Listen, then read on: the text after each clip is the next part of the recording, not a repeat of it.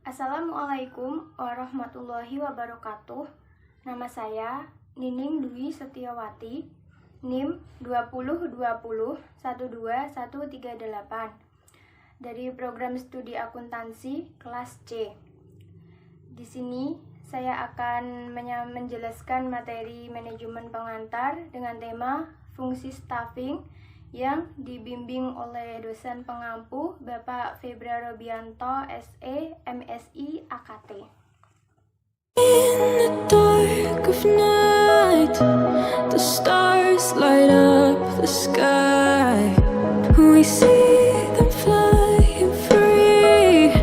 That's just like you and me. Dalam bab ini ada 6 pokok pembahasan yang akan saya sampaikan. Yang pertama, pengertian staffing. Yang kedua, proses penyusunan staffing. Yang ketiga, konsep staffing menurut para ahli. Yang keempat, kegiatan-kegiatan dalam staffing. Yang kelima, kegiatan staffing yang bersangkutan dengan tenaga kerja. Yang keenam, hal-hal yang tercakup dalam evaluasi program staffing.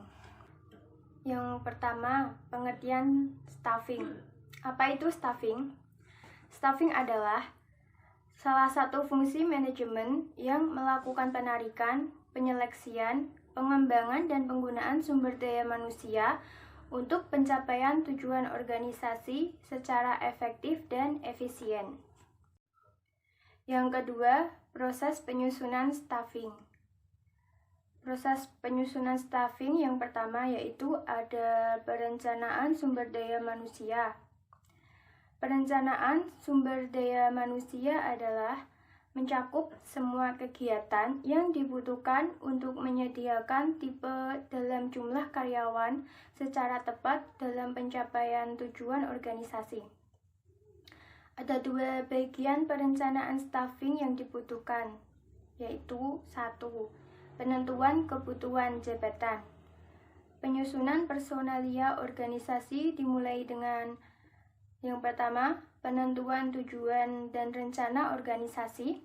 Yang kedua, penentuan spesifikasi jabatan atau job specification, jenis-jenis jabatan dan keterampilan yang dibutuhkan. Yang ketiga, meramalkan jumlah karyawan yang dibutuhkan di masa mendatang. Yang keempat, persediaan karyawan untuk melaksanakan berbagai kegiatan. Proses penyusunan staffing yang kedua yaitu ada penarikan. Penarikan atau rekrutmen berkenaan dengan pencarian dan penarikan tenaga kerja potensial dalam jumlah yang tepat dan dengan kemampuan untuk mengisi suatu jabatan tertentu yang akan diseleksi untuk memenuhi kebutuhan organisasi. Yang ketiga ada seleksi. Seleksi yaitu pemilihan tenaga kerja potensial untuk menduduki suatu jabatan tertentu dari lamaran yang masuk. Adapun langkah-langkah dalam prosedur seleksi yang dapat digunakan yaitu: yang pertama, wawancara pendahuluan. Yang kedua, pengumpulan data-data pribadi. Yang ketiga, pengujian. Yang keempat, wawancara yang lebih mendalam. Yang kelima, pemeriksaan referensi-referensi prestasi. Yang keenam, pemeriksaan kesehatan. Yang ketujuh, keputusan pribadi. Yang kedelapan, orientasi jabatan. Yang keempat, pengenalan dan orientasi. Setelah diseleksi, karyawan ditempatkan pada suatu pekerjaan yang diperkenalkan dengan organisasi melalui berbagai bentuk orientasi. Tahap orientasi merupakan kegiatan pengenalan dan penyesuaian karyawan baru dengan organisasi. Yang kelima, perencanaan dan pengembangan karir.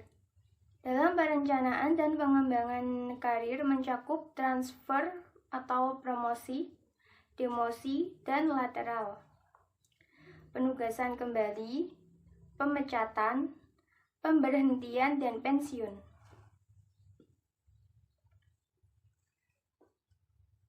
Pokok pembahasan yang ketiga, yaitu konsep staffing menurut para ahli. Menurut Erdogan dan J. Clifton, staffing merupakan proses formal dari memastikan bahwa organisasi mempunyai sumber daya berijazah atau memenuhi syarat untuk mendekati tujuan dan mewakili sumber hidup dari setiap perusahaan. Menurut John, staffing dapat diartikan sebagai suatu proses untuk mengisi pekerjaan dengan orang yang tepat. Hal ini merupakan bagian dari tugas manajer organisasi, dan ini merupakan seni dari penempatan orang-orang yang berijazah atau memenuhi syarat dan antusias ke dalam posisi jabatan pekerjaan yang ditawarkan. Menurut Tehani Handoko, penyusunan personalia atau staffing adalah fungsi manajemen yang berkenaan dengan penarikan, penempatan, pemberian latihan, dan pengembangan anggota-anggota organisasi. Selanjutnya, pokok pembahasan yang keempat ada kegiatan-kegiatan dalam staffing. Yang pertama, penentuan kebutuhan tenaga kerja, baik dalam hal jumlah maupun mutu tenaga kerja yang dibutuhkan. Yang kedua, penentuan sumber-sumber tenaga kerja yang akan ditarik untuk memenuhi kebutuhan. Yang ketiga, mengadakan seleksi untuk para pelamar. Yang keempat, memberikan balas jasa yang layak kepada tenaga kerja. Yang kelima, melatih tenaga kerja agar memiliki tingkat keterampilan yang diinginkan. Yang keenam, memanfaatkan tenaga kerja yang ada dalam organisasi sebaik mungkin. Pokok pembahasan yang selanjutnya yaitu kegiatan staffing yang bersangkutan dengan tenaga kerja. Yang pertama, penyelenggaraan akuntansi tenaga kerja. Yang kedua, penilaian prestasi karyawan. Yang ketiga, penyelenggaraan informasi sumber daya manusia. Yang keempat, melakukan evaluasi semua program staffing.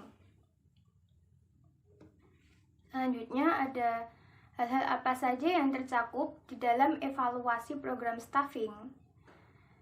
Antara lain, yang pertama, alasan evaluasi. Yang kedua, sasaran evaluasi. Yang ketiga, periode evaluasi. Yang keempat, kriteria dan standar evaluasi. Yang kelima, metode pengukuran. Yang keenam, analisis dan interpretasinya. Yang ketujuh, penemuan alternatif. Yang kedelapan, kesimpulannya. Yang kesembilan, rekomendasinya. Yang terakhir, di dalam fungsi staffing itu sendiri mencakup beberapa hal, antara lain, yang pertama, perencanaan sumber daya manusia yang sudah tersedia. Yang kedua, perekrutan tenaga kerja apabila terdapat kekosongan pada divisi tertentu. Yang ketiga, proses seleksi calon tenaga kerja yang mendaftar. Yang keempat, pengenalan terkait perusahaan serta melakukan orientasi. Yang kelima, pelaksanaan kerja. Dan yang terakhir, evaluasi kinerja yang telah dilakukan. Sekian penyampaian materi dari saya. Apabila ada kesalahan kata, saya mohon maaf yang sebesar-besarnya. Wassalamualaikum warahmatullahi wabarakatuh.